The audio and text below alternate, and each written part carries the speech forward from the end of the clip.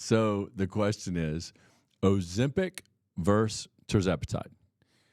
We get asked by patients all the time if we're even a fan of Ozempic, or they're afraid to tell us they're looking at Ozempic or Tirzepatide as a weight loss help, because in orthopedics, weight loss can be a significant problem as far as overall ability to heal. If you're insulin resistant, do you recover from surgery as well? No. Am I against Ozempic or Tirzepatide? No. What is the difference? That's the biggest question, is Ozempic versus Tirzepatide. I think that a lot more patients have, and this is in the studies too, but certainly in our clinical practice where we have hundreds of patients that have used peptide therapy through our clinic, especially with the versions of Tirzepatide that we would prescribe, which are made specifically with the methylated form of a B vitamin to help with some of the nausea and vomiting. Because with Ozempic, that'd be the leading complication, would be gastric paresis, paralysis, nausea, vomiting. The GI side effects of Ozempic can be pretty staggering for a lot of patients.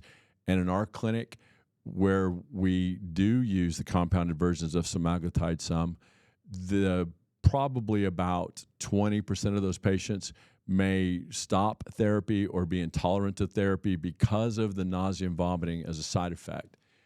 With Tirzepatide, we see a significant reduction in that side effect overall. I think some of it is because there is a version we've worked really hard with the compounders on that uses a methylated form of B6. And with the methylated, there are two of those, but we use the methylated form of B6 that can help mitigate that side effect as far as overall nausea, vomiting, the paralysis gastric-wise, the slowing down of gastric emptying. And more importantly, because a lot of people, especially women, 30%, up to 30%, could be MTHFR or have some mild penetrance of MTHFR, meaning that you have anxiety or a lot of side effects with unmethylated B vitamins. So the methylated form of B6 added to Tirzepatide can help mitigate the leading side effect of Ozempic, which would be nausea, vomiting. The side effect that no one really talks about of Tirzepatide and Ozempic as a whole would be the fact that for about the first 4 weeks at least, they can make a difference in the effectiveness of your oral contraceptive use. So if you're going on GLP-1 agonist therapy, you might want to consider barrier methods to help protect you from that side effect. But when it comes to just Ozempic versus Tirzepatide, big fan of Tirzepatide because of the fact that we have less patients that have to stop or are intolerant to that therapy.